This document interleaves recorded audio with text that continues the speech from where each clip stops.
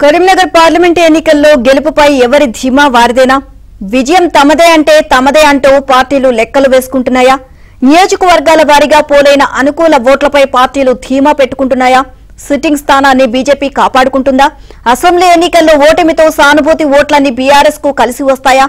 రాష్ట్రంలో అధికార పార్టీగా కరీంనగర్ ను కాంగ్రెస్ కైవసం చేసుకుంటుందా?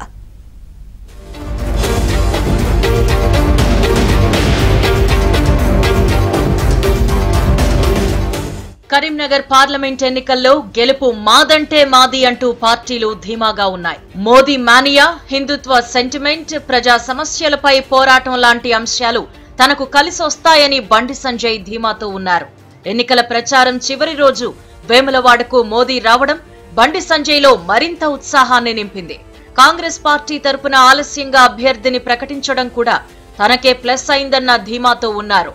మరోవైపు బీఆర్ఎస్, కాంగ్రెస్ ఓట్లన్నీ బీజేపీకే పడ్డాయని మరికొందరు నేతలు చెబుతున్నారు. దీంతో మంచి మెజారిటీతో బీజేపీ గెలుపు ఖాయమైందని బండి సంజయ్ తెలిపారు. కరీంనగర్ పార్లమెంట్ నియోజకవర్గం మొత్తం కూడా ప్రజలు ఐక్యతగా తప్పకుండా మా ఓటు హక్కును వినియోగించుకోవాలి.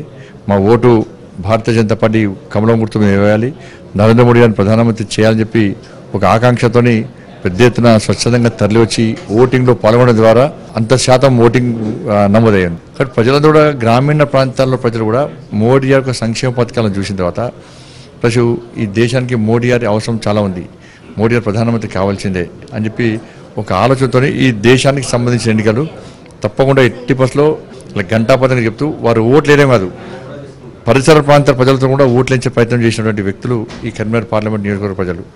రాష్ట్రంలో కాంగ్రెస్ పార్టీ అధికారంలోకి వచ్చిన తరువాత 6 గ్యారంటీల అమలుపై ప్రత్యేక దృష్టి పెట్టింది. దీంతో కరీంనగర్ సీటుపై కాంగ్రెస్ ఆశలు పెట్టుకుంది. కరీంనగర్ పార్లమెంటు పరిధిలో 4 కాంగ్రెస్ ఎమ్మెల్యేలు ఉండడం, అసెంబ్లీ ఎన్నికల్లో గణనీయమైన ఓట్ల శాతం సాధించడంపై కూడా కాంగ్రెస్ ఆశలు పెట్టుకుంది. కరీంనగర్ సీటును ఆలస్యంగా ప్రకటించినప్పటికీ చివరి రోజుల్లో కాంగ్రెస్ పుంజుకుందని ఆ పార్టీ క్యాడర్ భావిస్తోంది. కాంగ్రెస్ పార్టీ అభ్యర్థి వెలిచాల రాజేందర్ రావు కూడా స్థానిక నేతలందరినీ కలుపుకుని ముందుకు వెళ్లారు. మంత్రి పొన్నం ప్రభాకర్ కూడా నేతలను కోఆర్డినేట్ చేసుకుంటూ పార్టీ క్యాడర్లో జోష్ పెంచారు.